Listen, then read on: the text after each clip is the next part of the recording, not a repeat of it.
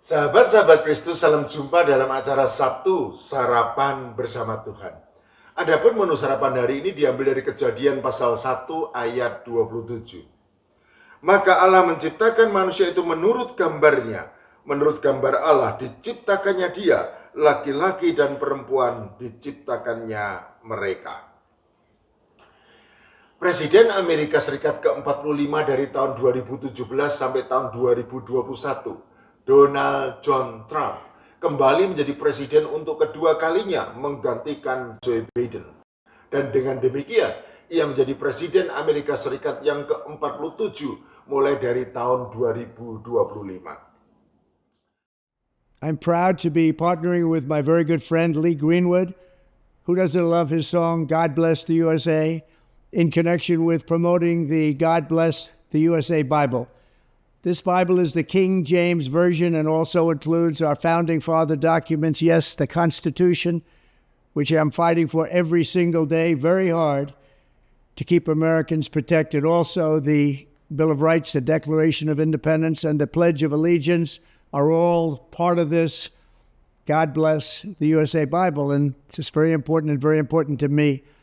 I want to have a lot of people have it. You have to have it for your heart, for your soul.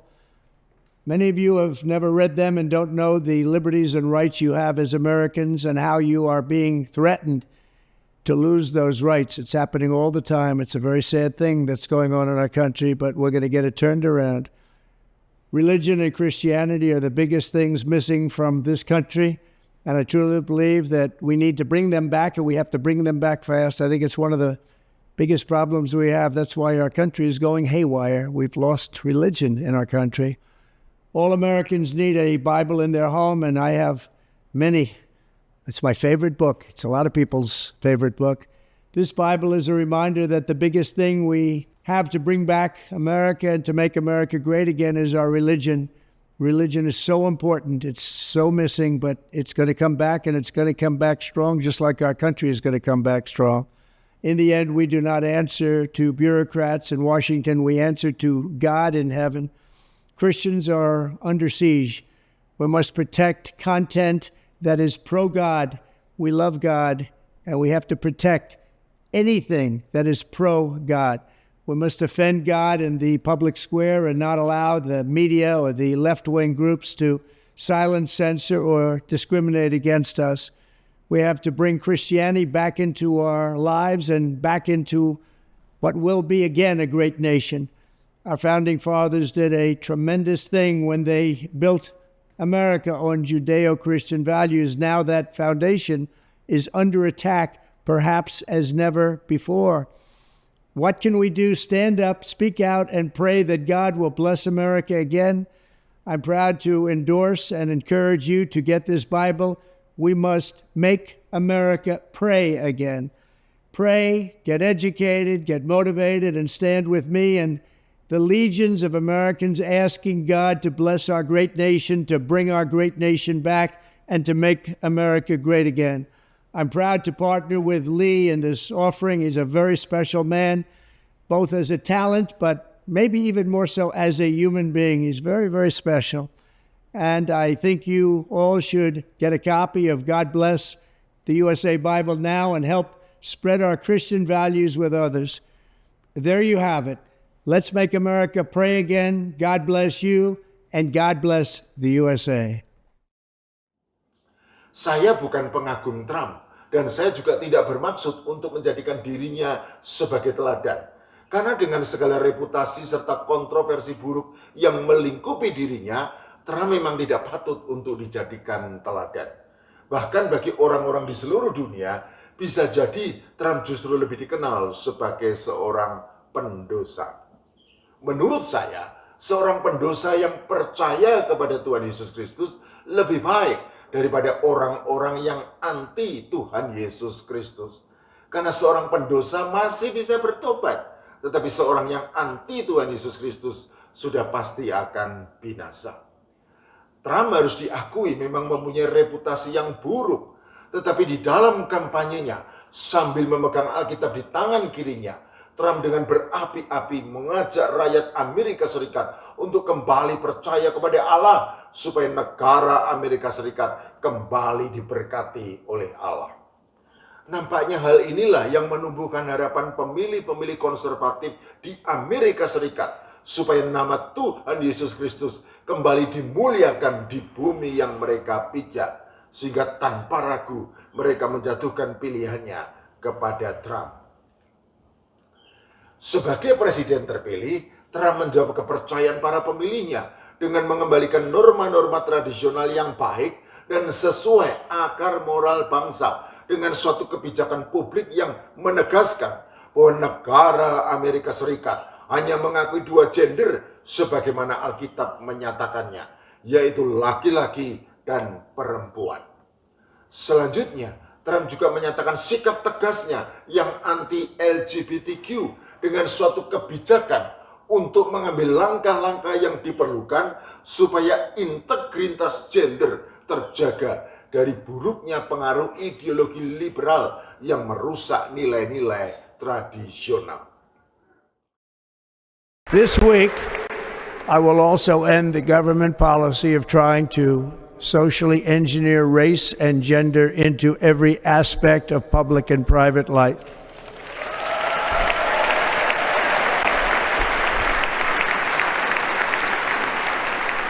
We will forge a society that is colorblind and merit-based. As of today, it will henceforth be the official policy of the United States government that there are only two genders, male and female.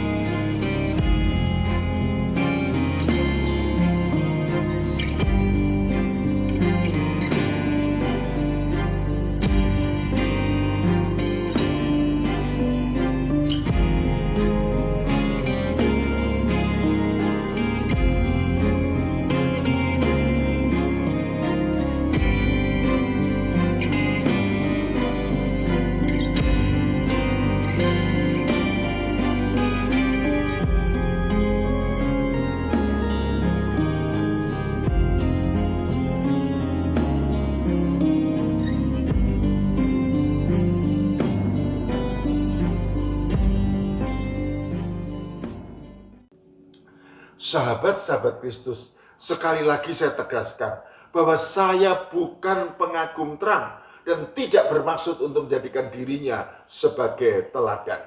Tetapi saya setuju dengan tekadnya untuk mengembalikan nilai-nilai Kristiani sebagai moral bangsa. Dan saya juga setuju dengan kebijakannya yang anti-LGBTQ. Alkitab tegas menyatakan bahwa Allah menciptakan manusia menurut gambarnya, dan Allah hanya menciptakan laki-laki dan perempuan tanpa ada gender yang lain. Kejadian pasal 1 ayat 27. Oleh karena itu, LGBTQ adalah kekejian di hadapan Allah. Imamat pasal 18 ayat 22, 1 Korintus pasal 6 ayat 9 dan 10. Dan sudah seharusnya kita tolak. Perlu dipahami bahwa sebagai pengikut Tuhan Yesus Kristus, sudah seharusnya kita mengasihi semua orang tanpa terkecuali, termasuk kaum LGBTQ. Tetapi hal itu bukan berarti kita harus menerima dan menoleransi dosanya. Itu adalah dua hal berbeda yang tidak boleh dicampur adukkan. Sahabat-sahabat Kristus, sebagai penutup saya mengingatkan bahwa bumi Indonesia juga sudah darurat LGBTQ yang merusak moral bangsa yang mengaku berketuhanan yang Maha Esa. Oleh karena itu, sudah seharusnya kita waspada dengan segala dosa di sekitar kita dan menjaga kekudusan hidup sesuai firman Tuhan. Amin. Pemirsa, aparat Polda Metro Jaya menggerebek 56 orang pria peserta pesta seks sesama jenis dari sebuah apartemen di Bilangan, Jakarta Selatan. Dalam penggerebekan akhir pekan kemarin, 3 orang ditetapkan sebagai tersangka.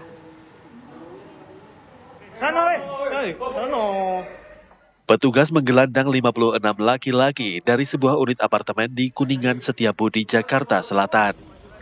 56 orang tersebut dibawa ke Mapolda Metro Jaya setelah tertangkap mengikuti pesta seks sesama jenis atau gay. Penyidik Subdit Renakta Ditreskrimum langsung mencatat data dan keterangan dari semuanya seusai penggerbekan yang berlangsung Sabtu malam kemarin. Dari 56 laki-laki yang diamankan, penyidik kemudian menetapkan 3 orang sebagai tersangka. Ketiganya adalah BP yang berperan sebagai pengundang para peserta.